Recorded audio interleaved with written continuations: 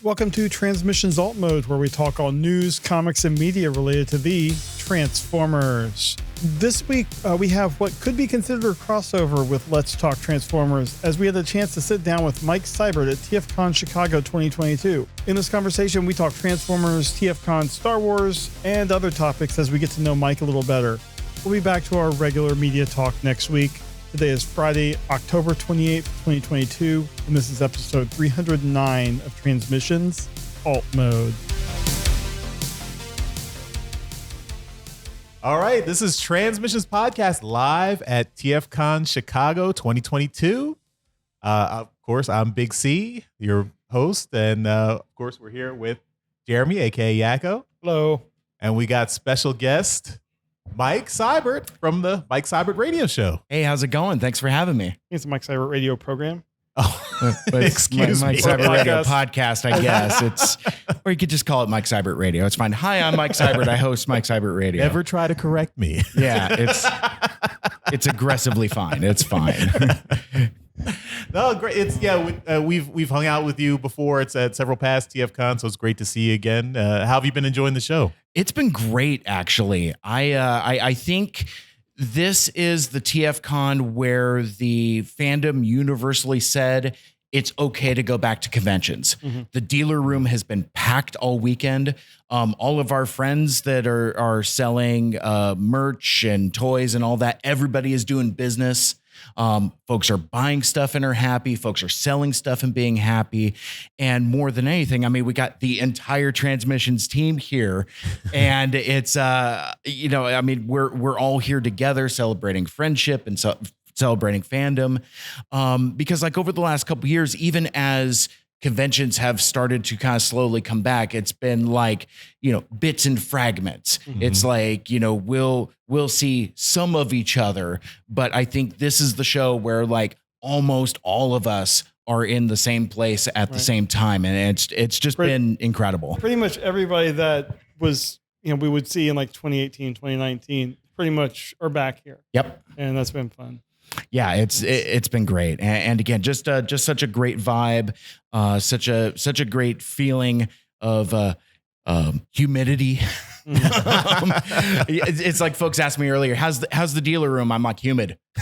Yeah, I mean, earlier in the week it was in the 30s here, mm-hmm. and now it's in the 70s this weekend. So I was like, perfect weather, but they could use some more AC.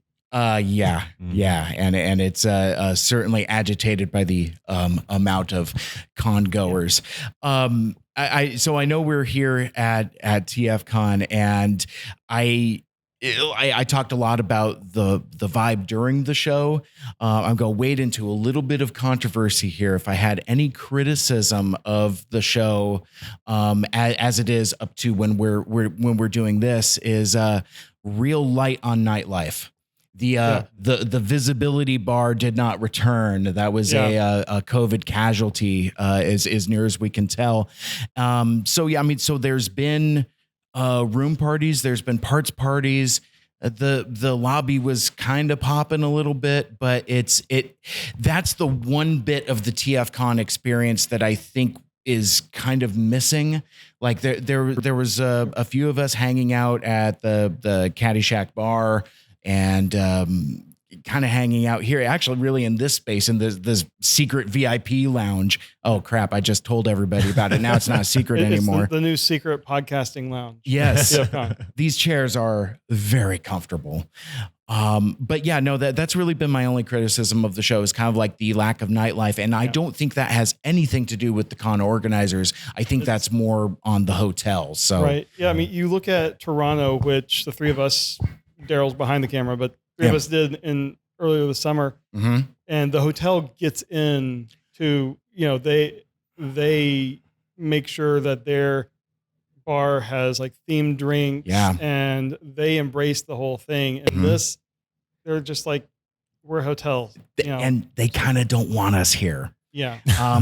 So we were in a Caddyshack last night, and it's like, you know, when you're in a big group, a loadout is a phased process. It's like, you know, you pay your tab, then you kind of mosey over. And we were with a couple cosplayers, and so we're taking like photos in the vestibule lobby area.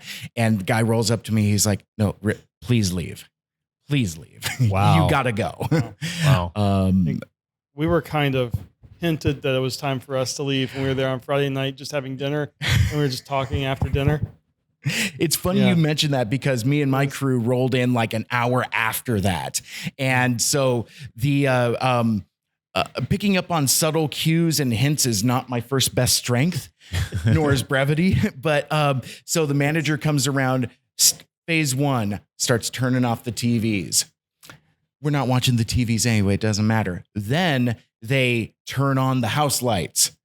That didn't work.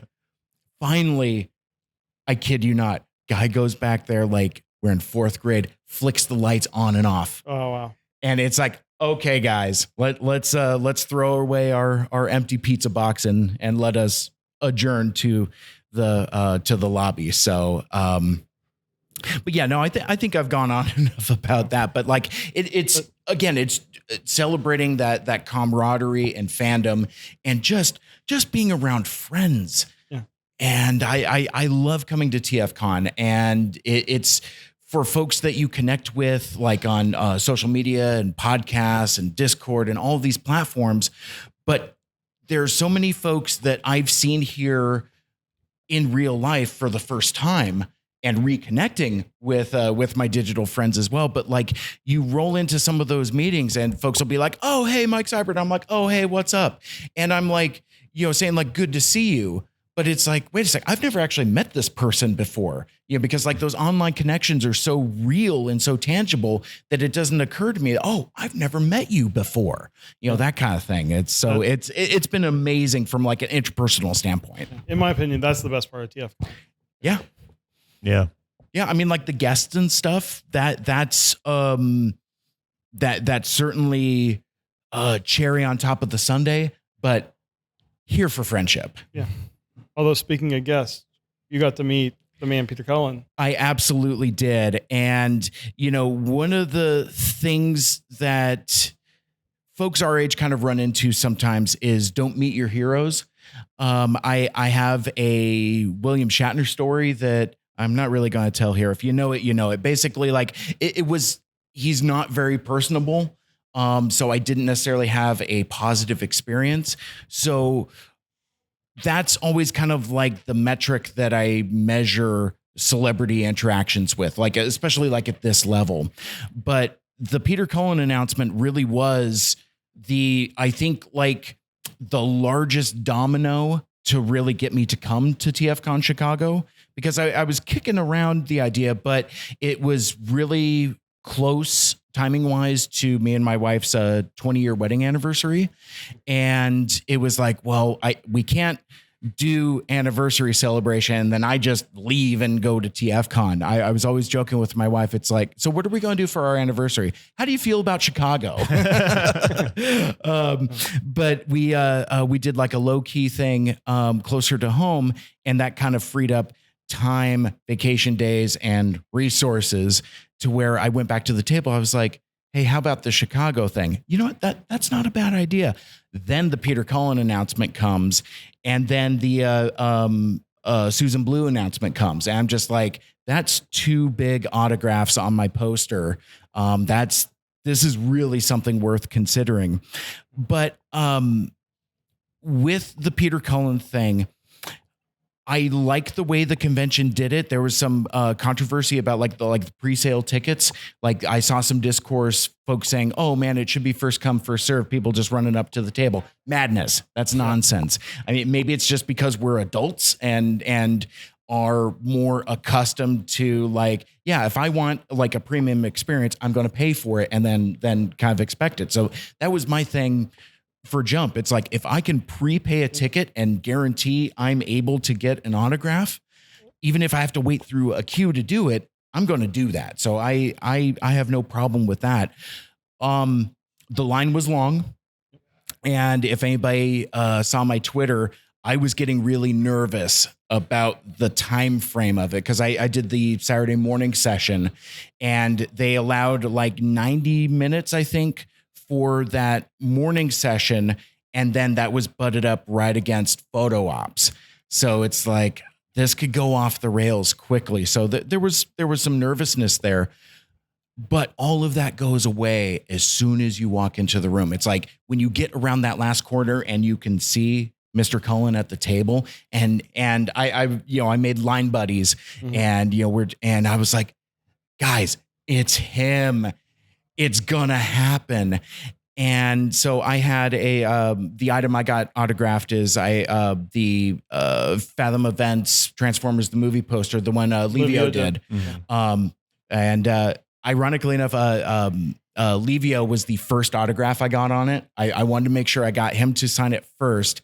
And then I've since been coming to subsequent TFcons to get folks specifically that participated in the movie. So there's a lot of like voice actors that I've skipped that I haven't had sign it because it's specifically movie centric folks. I got like, Ron Friedman and Flint Dilley and all of the other voice actors. So anyway, that was the item I had Mr. Cullen sign.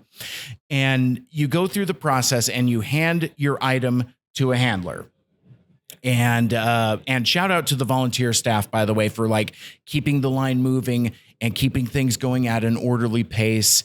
And nothing but love for the TFcon volunteers. So you give your item to the handler, and then they hand it to, I don't know if he's an agent, but like Mr. Cullen had somebody with him that wasn't a TFcon volunteer, and then they hand the item to Peter, and he gets ready to sign it. But I go up to him, and I introduce myself. I'm like, hi, my name is Mike. I extend my hand, and he gives me just like the warmest. Think of like a warm blanket, like a maybe even like a warm buttery a biscuit of a blanket of a handshake. I mean, it was just very well lotioned and just very grandfatherly. It's like your grandfather with the oven mitt hand or catcher's mitt hand. Very very leathery, but soft and supple and lotiony and warm and all that. But I shake his hand and I go, I just wanted to tell you, thank you. Thank you for everything that you've done in this space and for this fandom. It means a lot to a lot of people, and it means a lot to me. And he looks at me with those warm Canadian eyes, and he's just like, you're welcome. And my heart just melted. And I took my poster, the ink was dry, and off I went. I mean, the entire interaction was maybe 60 seconds, probably closer to 45. But it meant the world to me that he was just so generous and gracious. And even just him, that's all he said to me was just, you're welcome. And that was enough. That was all I didn't need to ask him like a dumb fandom question or anything like that. The autographs are just ink on paper. It's the experience, though, of being able to look that man that means so much to so many of us in his eyes and say thank you. That's all I wanted more than anything, and I got it. Awesome. Very cool. Yeah, that's definitely an experience I treasure when he was at TFcon Toronto a few years ago, because we did that and got an autograph and a picture with him. So that's it's always amazing to and also Frank Welker too. He did it 1 year too as well, and that's awesome. That was exciting, and I share a birthday with Frank Welker, so it's always oh, that's awesome. Learned something new. I didn't realize that. I'm sure we've talked about it on the show before, but it's exciting. It's always I always found it interesting because especially, and this is something that's in Hollywood with big budget movies, just movies in general, animation in general. They it seems like there's always a tendency to pick celebrity voices in movies. I mean, even with Transformers the movies. The title card in Transformers the movie is Leonard Nimoy and Robert Stack. and Eric Idle, and you don't see Peter Cullen or Frank Welker in the title of Transformers the movie. They're at the very end, but not, not at the beginning. And so it's interesting that of course, as fans who are really into the voice actors, it's something that we're aware of, but not it's Hollywood hasn't caught up to that, I guess. Yeah, absolutely. Yeah. So this is also kind of a Let's Talk Transformers with you, and that's to learn more about you.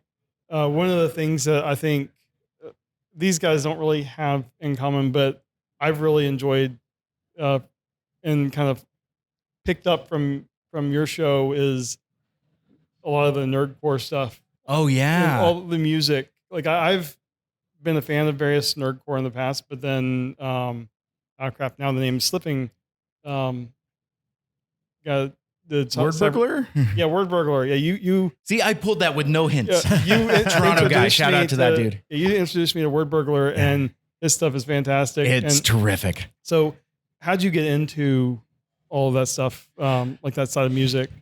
Well, and that's interesting because like it's a convergence point of a couple different things. Folks that might be meeting me for the first time, I come from podcasting from my experience being at a college radio station, KGRG at Green River College in Auburn, Washington, KGRG.com. But no, today's rock. No, so basically like the community college I was attending, finishing up my IT degree, I discovered that they had a radio station and they had like a variety of courses to go with that. And it's one of the few college radio stations where it's actually the students that operate it. Like from management down to the DJs, everybody is students. Basically, like you have one general manager that teaches the classes to kind of like liaise with the college. But outside of that, the kids run it. That's cool. So it's for radio for the kids by the kids, regardless of how of your age. I was probably like twice the average, twice the age of the median student there. You got a lot of running start kids and just folks excited to get into broadcasting and be on the radio. They have not been ground down by the machine yet. Yes, exactly. So I kind of come into it from a couple different perspectives. So my podcast, Mike Seibert Radio, is kind of like an offshoot evolution of what I used to do at KGRG. That's Mike Seibert Radio in a nutshell. But the music part of it is my shows always kind of had one foot in kind of the music scene. Like a lot of my early episodes, and even now occasionally are interviews with musicians.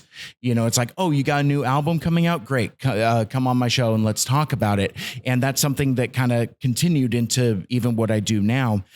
I was always a fan of nerd adjacent music. I mean, you know, we're all like fans. Jonathan Colton, stuff like that. Sure. Yeah. And, you know, even further than that, like, you know, like Weird Al and all of that other stuff. But there was a cat named Kyle Stevens, who has a nerd rock band called Kirby Crackle. Which we're comic book folks. It's a specific reference to the Kirby dots, that style right. of crackling energy from Jack Kirby. So that's kind of where it starts, is more with nerd rock. In terms of like my specific connection to with like making connections with these people and all of that. Oh gosh, I got connected with Word Burglar because he is friends with Kyle Stevens, Kirby Crackle, and they played a show in Seattle called Crackle Fest. And I got the opportunity to host and MC that event. But anyway, that's kind of where it comes from, is like my connection with music on college radio. Mm-hmm. And then it's just falling dominoes of getting connected with folks who know folks who know folks. So like there was one time at Emerald City Comic Con in Seattle where they actually had like an entire nerd music area. And so I got connected with like a half dozen different nerdcore bands. Cool. And yeah, it's just I don't know if I answered that question as succinctly as you asked it, but basically like it's because it's a few different overlapping stories that are all kind of happening at the same time. But with my podcast, it has roots in music promotion. Mm-hmm. So it's like, tell me your story. Tell me about your thing. Oh, you've got a tour coming up. Great. In fact, my interviews with Word Burglar have always been related around a project he's got coming up. So it's like, he released a nerdcore album, where he's rapping about G.I. Joe. And there was a time he did a collaboration with Cybertronic Spree. And so yeah, it's just those conversations and just kind of sharing that music. But yeah, I've always had a foot in nerdy music. I should also mention one of the origins of my love of nerdcore comes obviously from Adult Swim and MC Chris. Right. It's like I think. And I didn't know what it was. So it's like when I heard Fet's Vet over the credits of that one episode of Seed Lab 2021, I'm a huge Boba Fett fan, and I'm just like, so that was just such an earworm for me. I'm like, my backpack's got jets. I'm Boba the Fett, bounty hunt for Jabba Hutt to finance my vet. Ricky round. I got to meet MC Chris a few years ago too. He's a cool dude. But yeah, so like there's like this whole like subculture within the subculture, right? Of like, so you have like nerd music, and then you have rap and hip hop, and then you have nerdcore. And it's a vibrant scene, and it's an eclectic scene because very similar to podcasting, it's a very inclusive space. Mm-hmm. Like there's a lot of LGBTQ representation. Mm-hmm. There's a lot of female representation. So yeah, it is very similar to podcasting now that I think about it, like in terms of like the folks that I've connected with and help promote their works and, because that's what I've always tried to do with my platform is just kind of like try to introduce new things to an existing audience. Yeah. Cool. Are you into video games at all? Because I know there's a lot of music around video games too.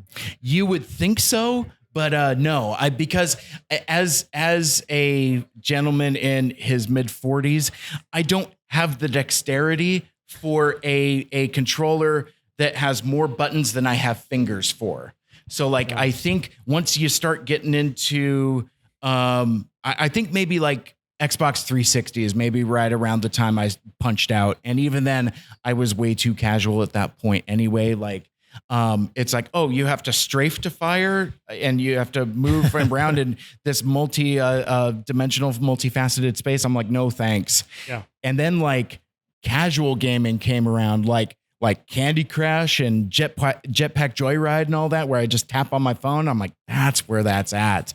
But it's interesting, though, that you do mention video games and video game music, because some of the musicians that I have connected with do chiptune music. Okay. And it's basically like video game music. And I know this dude who basically creates music using a modified Game Boy. So he's got like, I don't know the technology of all of it, but basically like he composes music on an old Game Boy, like the big brick gray one. Yeah. With the green scale screen and stuff. Yeah. So I have a lot of affection for like 8-bit covers and that kind of whole chiptune scene. Yeah. But in terms of playing video games, not so much. Fair enough. All right. Well, you mentioned talking about that Fet's Vet song. You're Boba Fett guy. I am. What were your opinions on Boba Fett show? Oh, we're doing that. See, I thought we were going to talk about like collecting and stuff because we'll get there. Okay. Oh man, I read the book of Boba Fett. It happened. It was a thing that happened. Well, no, seriously. So like I am a lifelong fan of the Fett. Mm-hmm. He is probably one of my favorite characters in fiction, and not necessarily because of his character, but because of that iconic look. Like Jeremy, we talked about this a lot when you were on my show. Ironically enough, we never did go back and finish the book. We went episodes 1 through 4, and little did we know that it became The Mandalorian after that. But The Mandalorian season 2.5. But yeah, we never did close the book on that, and I don't really think we need to. No. This could just kind of be that. But no. So like it's just something about the helmet. It's iconic, mysterious. He's the man with no name. He stands up to Darth Vader. And it's I don't know. It's just cool. It kind of goes back to the action figure. It's like you have this Kenner figure. Everyone else has faces except for this dude and stormtroopers and robots and all of that stuff. But like there's just this aura of mystery and badassness. That particular figure had a few more paint apps than your average Kenner Star Wars figure. He was very colorful and just, loaded with weapons and jetpacks, and it just really stuck with me. So I think I'm actually, well, I don't know if I'm more of a Boba Fett fan than I am a Transformers fan, but like Transformers is a fandom that I've picked up and put down. So like this level of Transformers fandom, like being part of the podcast scene and all this is relatively new for me. Like, I don't think I connected with you all until like 2018, maybe 2017. So, I mean, it's been a minute at this point, but relatively to the fandom, it was a revelation to me that there was like an online fandom. I just kind of like, Transformers the movie is among my favorite movies, and I've said it's my favorite movie in various places, but like I never really participated like in the fandom. There was a portion of my life where I thought, and you're gonna laugh, I thought I was the only one that liked Transformers the movie. Because like I didn't really have a tether to a fandom. So it wasn't until like I got into the scene that my eyes were opened to like you're one of us. Yeah. Yeah. And it's kind of like, I'm like, ooh, I like Transformers the movie. And it's kind of like, who doesn't? That's not special. Oh, yeah. But anyway, back to Boba Fett. Like I've been into Boba Fett longer and more consistently than I have been even Transformers. And you get Attack of the Clones, and you kind of get that extra backstory that nobody really want, but we just kind of have now. And then Boba Fett kind of went dormant, and the sequel trilogy kind of comes and goes. No mention of Mandalorians or any Fett descendants, which in retrospect I am thankful for. Yeah. But after the Rise of the Skywalker, I'm like, we're never going to see Boba Fett ever again. And then Mandalorian comes out, and I'm like, well, we're never going to see Boba Fett ever again. Then season 2 happens. I mean, Tamara Morrison is mentioned as joining the cast, and I didn't even then really kind of get my hopes up. But then that I think was it the 6th episode. It's the naming convention for the Mandalorian episodes is so crazy because it's like season 2, episode 6, chapter 14, the tragedy or whatever. It's the episode. I mean, you got the cameo obviously early, but that episode where Boba Fett comes back like in full. And I remember watching it with my wife, and I just literally like reached out to her. I'm just like, just like grabbed her leg. I'm just like, it's happening. And it almost reminded me of the experience I had when I was 7 years old, when I saw Transformers the movie in the theater. Was those like iconic viewing moments that just leaves an imprint on you. And I didn't think at my age that something like that could happen again. But like the scene is just perfect, where badass Boba Fett. He literally like jetpacks in after throwing a grenade at these Julio stormtroopers, and it's this gorgeous shot where you're rising up with a stunned stormtrooper and you just see him fucking dad bod and everything. And then he cracks that dude across the face, guns him in the chest, and then it's just a Friday the 13th movie after that. I mean, I think there's a lot of connective tissue between Boba Fett and Jason Voorhees in terms of just like the unstoppable engine once it gets going, and just that scene. And I think that's maybe 90 seconds on the screen. It's not long, but it made an impact on me, and I kind of got a little like throat clinchy and a little glassy eyed. I didn't roll a tear. It's not Clerks 3, but like, it left an impression on me and kind of really was transportative, like when I connected with that Transformers movie very early on. And I liked his subsequent appearances. I like Boba Fett as Mando's Uber driver. that he's just like Mando's buddy. Yeah. I like that dynamic. We finally got to see how the transition inside the ship works when it goes from... Oh my God, when you see the gears turning and stuff. Yeah, that was cool. And so like all of those appearances for those last 2 episodes, like even the point where like they're trying to figure out who's going to go into the base with Bill Burr, and just, I mean, I love Tamara Morrison's diction and his manner of Tatooine, and it's just like it's so exotic and the otherworldly. It's just got such a cool timbre to it. And when he's just like, let's just say they might recognize my face, and just tilts his head just a little bit, and I'm just like, it's just that performance is just so special and just so iconic. And to bring him back and put him in the Boba Fett suit, it's just it's really completing the circle. Now I'm hoping somewhere down the line Daniel Logan gets his chance now that he's an adult to be like a younger Boba Fett. I'll co-sign that as much as the day is long. He did the voice in the Clone Wars. Yeah, so. Absolutely. So I mean, he has as much claim to the character as Tamara Morrison does. But then you get to that end credit scene of Mandalorian season 2, and it happens. And even then I'm like, excited and intrigued. First time we get a post-credit scene in live action Star Wars proper. And it's like, coming winter 2021, I think, what is time, but the Book of Boba Fett. I mean, what a cool title reveal. And then the show happens.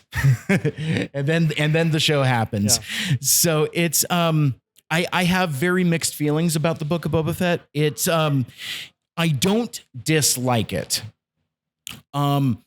It's got some strengths, it's got some weaknesses, it's got a lot going on. It's got some really cool concepts, like the idea of grizzled bounty hunter Boba Fett after living this life as a bounty hunter, mercenary, gun for hire, working for nobody but himself and the Empire and various syndicates and all that.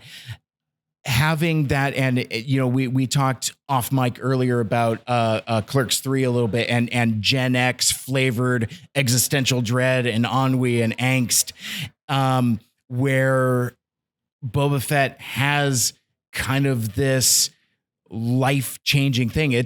He basically has Kevin Smith's heart attack in the Sarlacc pit, and it completely changes his worldview. But I think I've been hanging around with too many fan fiction writers, because like my imagination has been sparked to find something in nothing. Right. I mean, because like none of that is on the page or on the screen.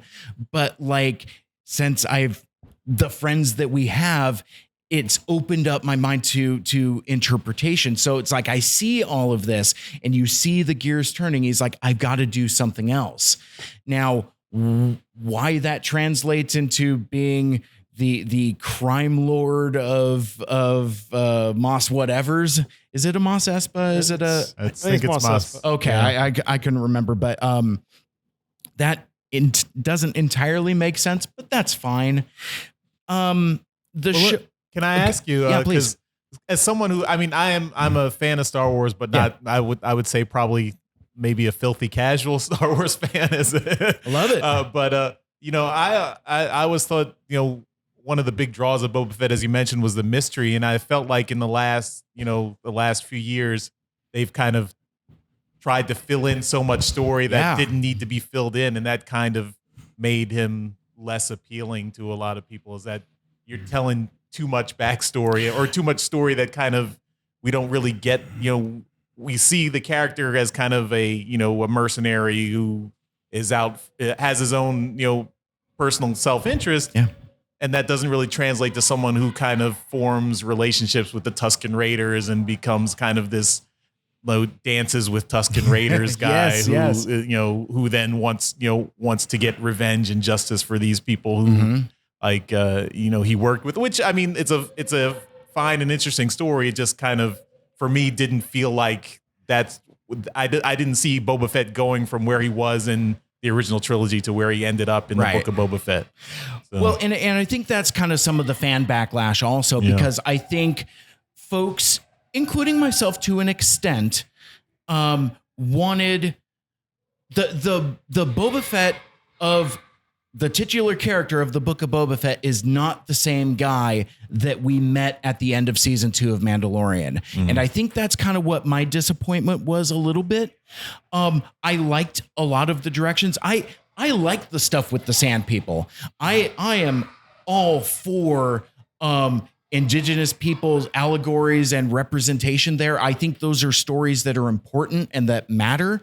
But then that's the thing with like the Disney Plus model of like week by week, you get to chew on it and have those water cooler conversations. And it's like, what's this going to be? Like I had an amazing conversation with Thomas Deere, friend of the show. Yeah. And his thing was like, he thought that was going to pay off where like at the end of the show, Boba Fett's going to be in trouble and nobody can help him. And suddenly all of his friends, the Tusken Raiders, this massive army comes back to save the day. And then they live in harmony in the village Mos Espa or whatever. But instead, they literally got fridged. Yeah. We're just doing women in refrigerators, literally. And that made me very disappointed. Yeah. There was so much good cheap stuff that had been built up with his relationship with them to have it end like it did. It was just frustrating. Mm. So it's very mixed. Like I don't have as much problem with the Vespa gang as other folks do. I think a lot of it just kind of comes from the production design. It looks very video-y. The cinematography and the low speed chase is my problem with that. Oh my gosh. It's painful, but like there's a lot of stuff that is conceptually very cool. Boba Fett rides a Rancor. 5-year-old me would have gone bonkers for that. Yeah. So we get that moment and it's kind of cool. It's also kind of not in a kind of way, but then his story gets shanghaied by the Mandalorian. Yeah. And the other thing too, and this might be a little bit of a provocative hot take, Boba Fett is now a supporting character of the Mandalorian. And I think there's some folks that don't quite get that the Book of Boba Fett is a spin-off of The Mandalorian. And I think folks were expecting like what the long-rumored Boba Fett movie would have been. I think that's what fans were expecting, and I don't know if they got that. But as a Boba Fett spin-off where Mando is the flagship character, it really kind of works. So it's like when Mando shows up to help out his buddy Boba Fett, and it's like, well, is this where we're going to make our last stand? It's more a moment for Mando than it is Boba Fett, where he like cocks the pistol and he's like, this is the way, click, clack. And it's just, that's a great moment for Mando that Boba Fett is just kind of there for. Yeah. But yeah, so on the whole, I don't dislike it. I don't particularly like it. It's very mixed. I'm glad it exists, but But yeah, very, very mixed. I will be interested to see what happens to Boba Fett from here going into Mando season 3. It's like, are they just going to keep repaying each other's life debts back and forth? I would, me personally, my fan fiction brain, I would like to see kind of, we immediately after the book of Boba Fett, it all comes crashing down off screen. Like a bigger crime lord comes in and Boba and Fennec have to, they're on the run or something like that. I don't know if I want to see Tamara Morrison's bright white smile handing out fruit to the townspeople. I don't know if I need that. And since we're here, I don't need RoboCop. I mean, I love Timothy Olyphant. I think that his casting as Cobb Vanth is brilliant because I'm a fan of Deadwood. I'm a fan of Justified. So I'm like, and he's just those characters. He's literally Raylan Givens, and I love it. But if you've read the Aftermath trilogy of books, I mean, Cobb Vanth, I was happy to see him on screen at all. Yeah. So that was great. But I don't want him to be a cyborg person. Right. I like that Thundercat is there, and I like the idea of the mods, but I don't want that. I don't want him to show up with like a stupid Borg eye or something really dumb. And you can't put Timothy Olyphant under heavy makeup. It's like you start covering up that face. It's like, what are you doing? This is why we're here. That kind of thing. But that's what I would like to see with Boba Fett. I like, now that he's reached this pinnacle, you got to take it all away. Otherwise, it's, your characters get complacent. You need conflict to drive drama. And smiling and handing fruit to the townspeople doesn't give you that. Yeah. Kind of wrapping back to where we started with fandom and stuff. Have you interacted with the Star Wars fandom at all? Like been to conventions? I could swear on this, right? Yeah. Fuck no. I mentioned that like my Transformers fandom kind of like came in waves. I fled to Transformers fandom from Star Wars fandom. Like all of the discourse about the sequel trilogy and the Disney era, too much for me. Too many bad takes, too many chuds, too much alt-right nonsense, Mary Sue this and that. I don't have a taste for that type of discourse. And that era of Star Wars was rotten with it. So I wanted to come to a space which, again, you're going to laugh, that I thought was a little more inclusive and wholesome. And for a time it was.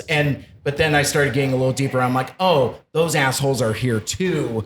But you got to kind of go looking for it. And I mean, they're everywhere. They're everywhere, unfortunately. One thing I would say, because I don't really participate in the Star Wars fandom online, but having been to Star Wars Celebration, been to many TFcons and BotCons, you really don't see that in person at the shows. That is true. Like you don't see it here, for example. Right. And like the Star Wars fandom in person, you have like the 501st, the Mando Mercs. Yep. And all of the fun stuff in person, it just, I was wary because I knew about the online, trolls and everything, but it was just so awesome being in person and absolutely, interacting with the people in the costumes and stuff. So I've been to conventions where the 501st has had a presence, and I've had some interactions with the Mandalorian Mercs, both great groups. But yeah, like in terms of like Star Wars capital F fandom, like TFcon was my first brand specific convention. Like I live in Seattle, so like Emerald City. So I'm used to that more than specific niche. Like I discovered Seibfest, our little unofficial Transformers convention in the Seattle area, after I had already been to TFcon.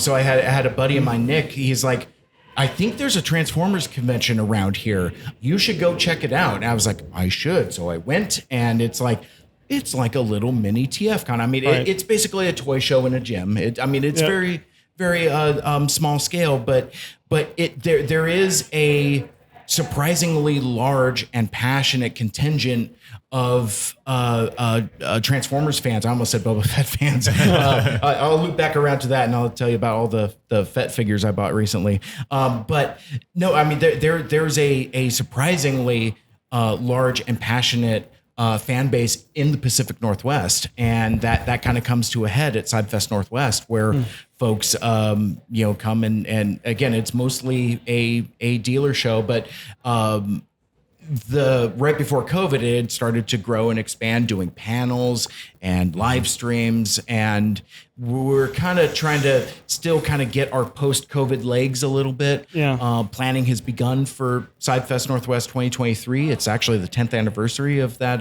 Nice. show. So we're I may or may not be doing some networking while I'm here at TFcon, talking to some of the voice actors and seeing if we can really do it up. Like 2018, the second to last post-COVID show. No, I'm sorry, it was 2019. My mistake. David Kay came up.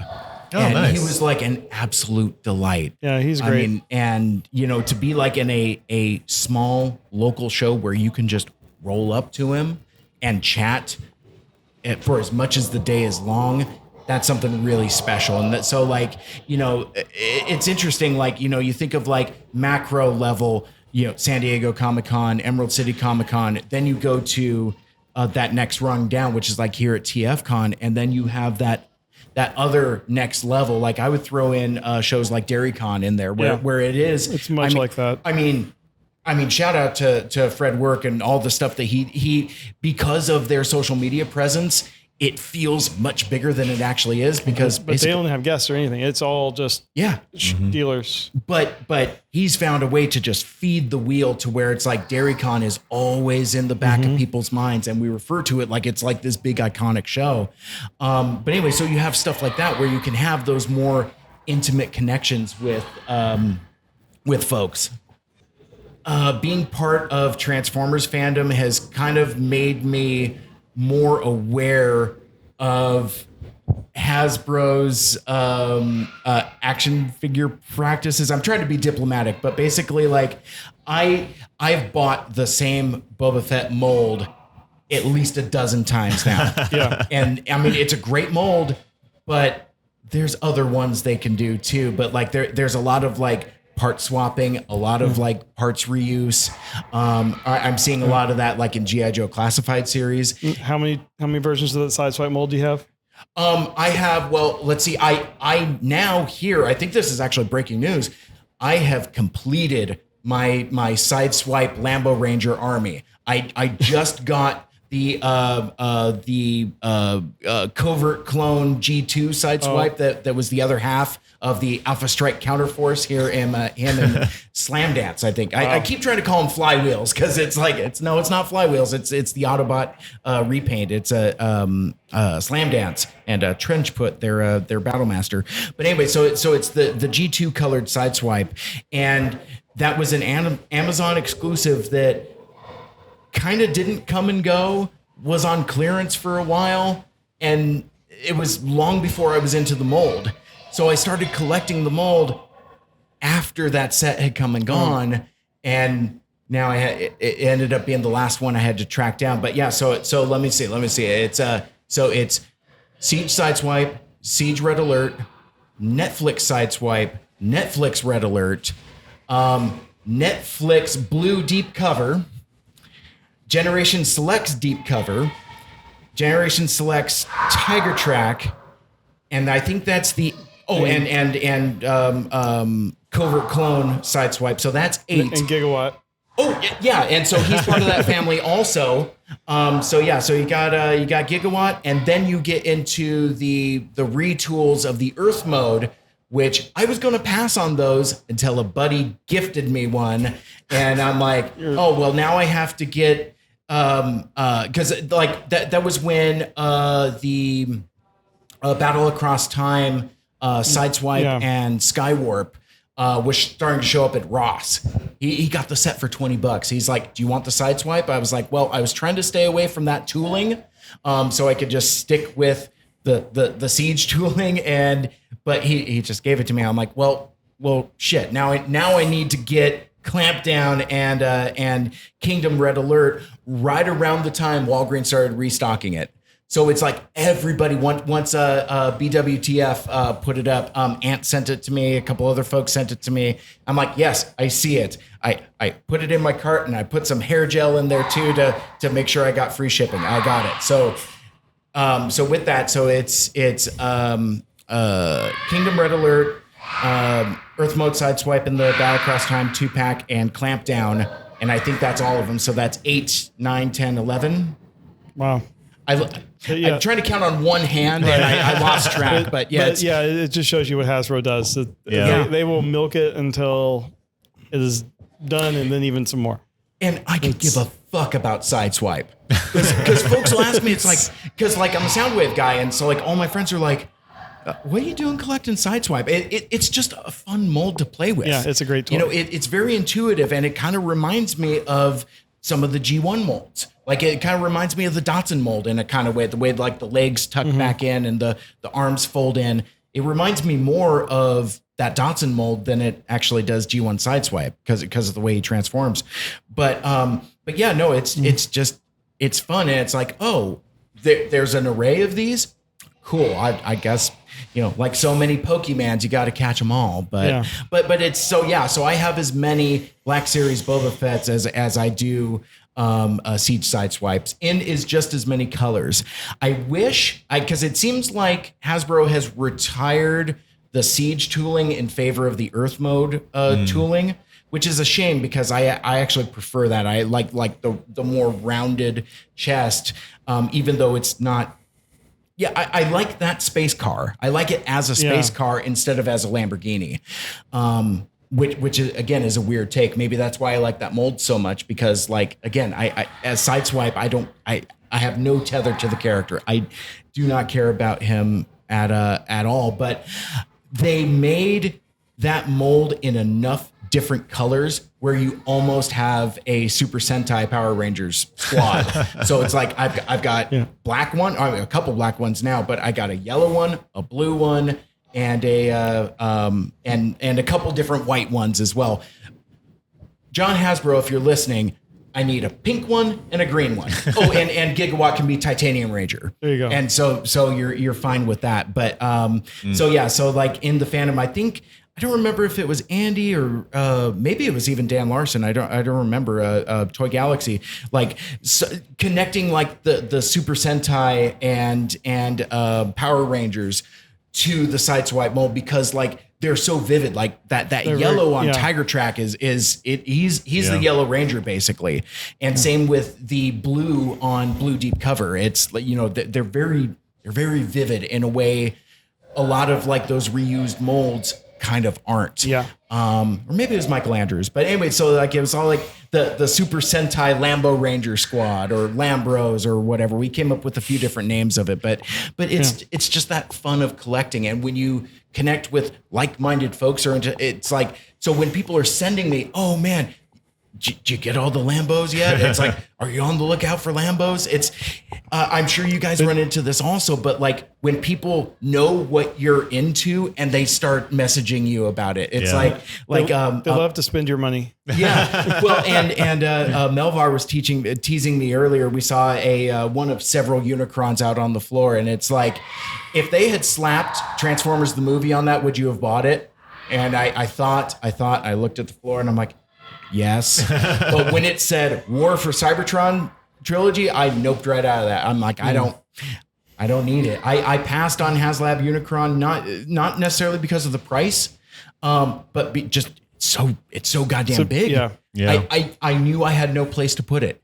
And I think that's why we're seeing them on the floor. Now, again, if you can get that premium price for it, you know, power to you as like an investment thing. You know, I got nothing bad to say about that, but for like, I am kind of grateful that they didn't slap that specific TFTM call out on there, because that would have been a rough day at the office for me to try to relitigate that, because that's my kryptonite. As long as you put like the Transformers the movie call out on it, like I'm buying Super 7 figures of representations that aren't even in I have Toy Colors Galvatron that Super 7 put on a Transformers the movie card. The card art is beautiful, but like that character, that version of the character has no representation. You need to learn to just let some things go. FOMO is a real thing, and you need to, like, that's something I'm working on, and it's just, I think every fan needs to do that, because I think financially it's a big deal. Well, and shout out to my upcoming pre-orders. I still have 2 more Black Series Boba Fett's that have yet to come. And the one that I'm waiting for, and I'm pissed that it's a Walmart exclusive, but it is the specific deco for when he shows up in that season 2 Mandalorian episode. Not the all black, but like the beat up version before he repainted it. And like that, I think, is my favorite deco, because that moment meant so much to me when I watched it. I think that closes the loop and kind of brings things all the way. I was trying to think of what dangling threads I kind of left there. It's interesting because I think companies like Hasbro and in general, like, they kind of weaponize our connection to these characters.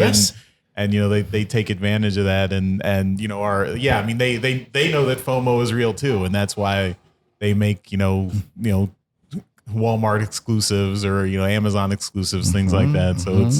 So I guess we have to. We're in an arms race with the mega corporations to try and stay sane here. But I think Jeremy nailed it, though. It's like you got to know what your level is, and where to stop, and it's like the line must be drawn here, this far, no farther.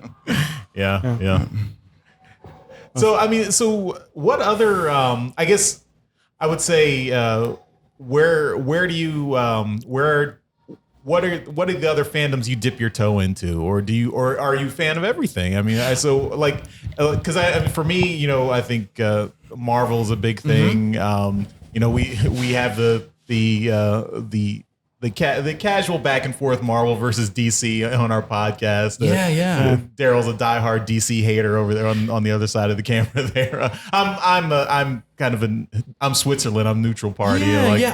But just in general, being a fan of comic book properties, I have to be careful about saying like being a fan of comics, because I haven't really participated in whatever the big 2 is putting out for a number of years. It was space, it was time, it was money, shifting interests, changing tastes, things like that. So I kind of noped out of monthly comic books to the point where now they're making movies of stuff that I have no tether to. I was just like, I don't know what that is, but I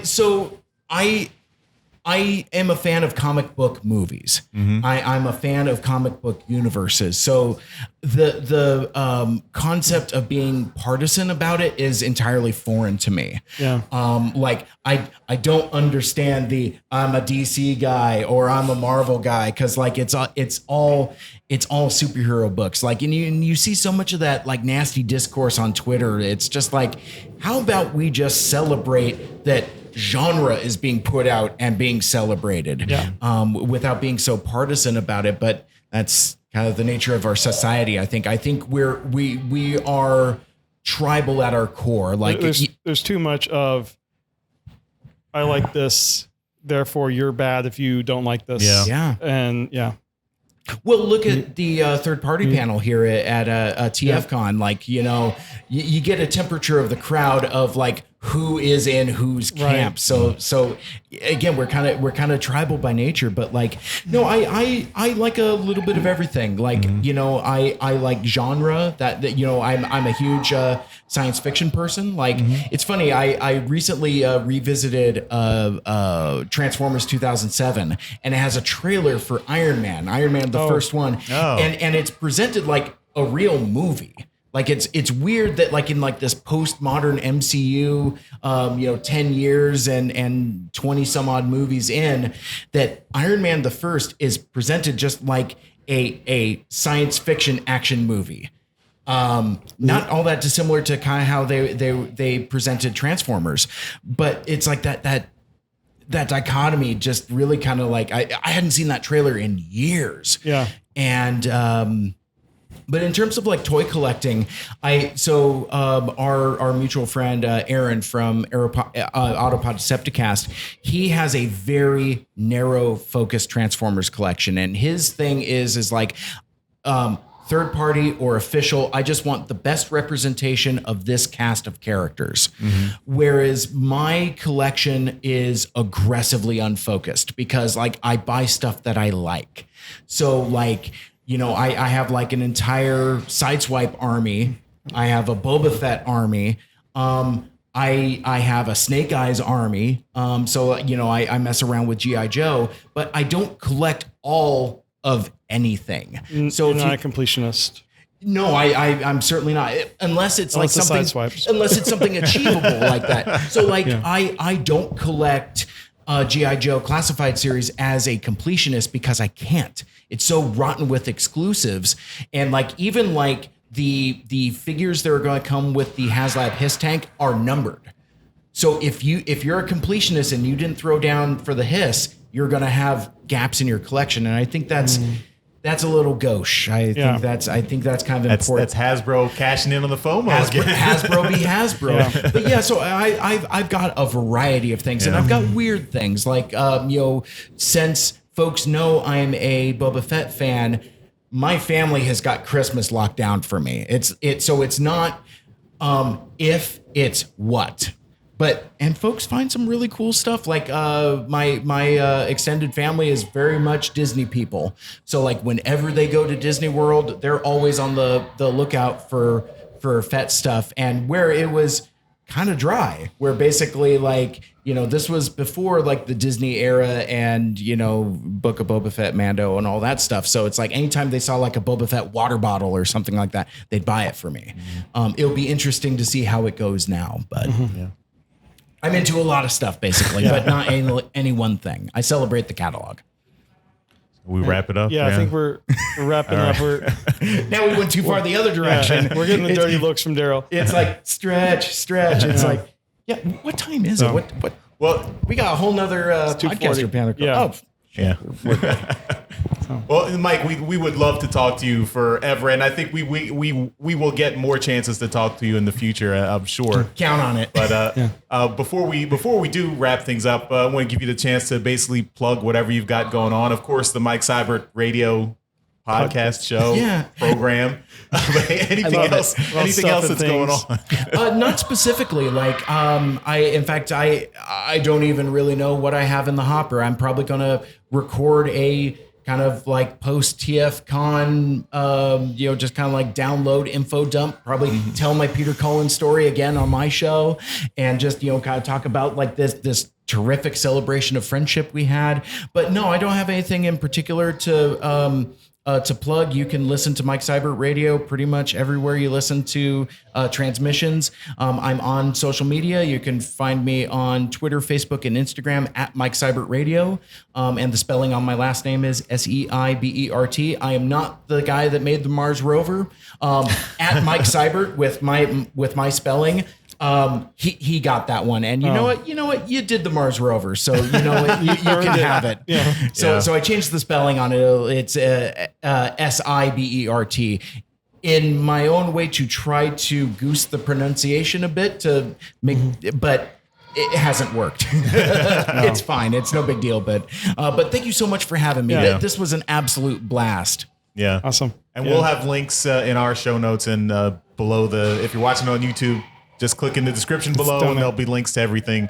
Thanks again to Mike Seibert for joining us, hanging out with us at TFcon Chicago 2022. This, of course, has been TransMissions Podcast. You can check us wherever wherever fine podcasts are found. If you're watching this on YouTube, you can see all our stuff on our YouTube channel. Thanks everyone for watching. We'll see you next time. Bye-bye. Make good choices. Bye. Later. We did it. That was a good one. Later.